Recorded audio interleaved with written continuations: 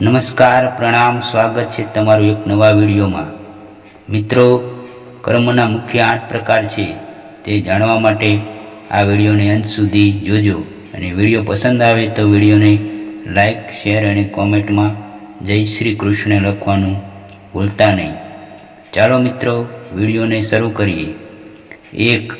જ્ઞાનવર્ણીય કર્મ। આત્માના જ્ઞાન ગુણ પર આવરણ કરે, જ્ઞાન ગુણને ઢાંકે તે જ્ઞાનવર્ણીય કર્મ છે। તે આંખના પાટા સમાન છે।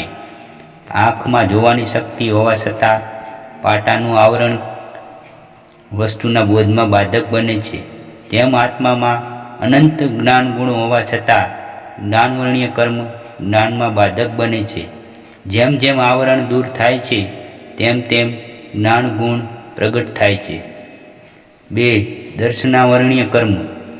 આત્માના દર્શન ગુણ ઉપર આવરણ કરે, દર્શન ગુણને ઢાંકે તે દર્શન વર્ણીય કર્મ છે। તે રાજાના દ્વારપાળ સમાન છે। જેમ દ્વારપાળ રાજાના દર્શનમાં બાધક બને છે તેમ દર્શનાવર્ણીય કર્મ પદાર્થના દર્શનમાં કે સામાન્ય બોધમાં બાધક બને છે। 3. વેદનીય કર્મ।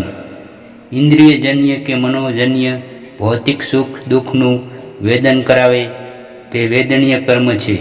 તે મધુલિપ્ત તલવારની ધાર સમાન છે।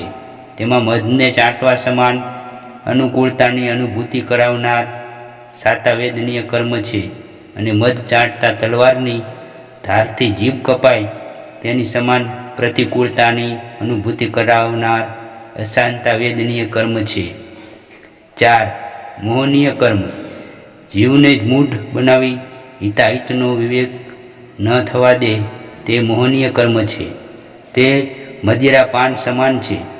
મદિરાના નશામાં વ્યક્તિ ભાન ભૂલી જાય છે, તેમ મોહનીય કર્મ જીવને હિતાહિતના વિવેકમાં ભાન ભૂલાવે છે।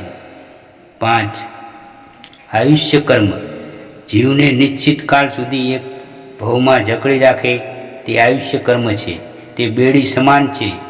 જેમ બેડીમાં બંધાયેલો ગુનેગાર પોતાના દંડની સ્થિતિ પૂર્ણ થતાં પહેલાં છૂટી શકતો નથી, તેમ આયુષ્ય કર્મથી બંધાયેલો જીવ પોતાનું આયુષ્ય પૂર્ણ થયા પહેલાં છૂટી શકતો નથી।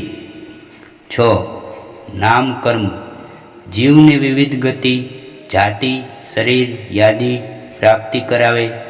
આ નારકી છે, આ દેવ છે, આ પ્રમાણે ચોક્કસ નામ ધારણ કરાવે તે નામ કર્મ છે। તે ચિત્રકાર સમાન છે।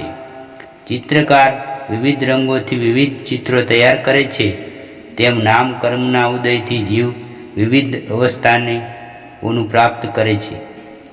7. ગોત્ર કર્મ।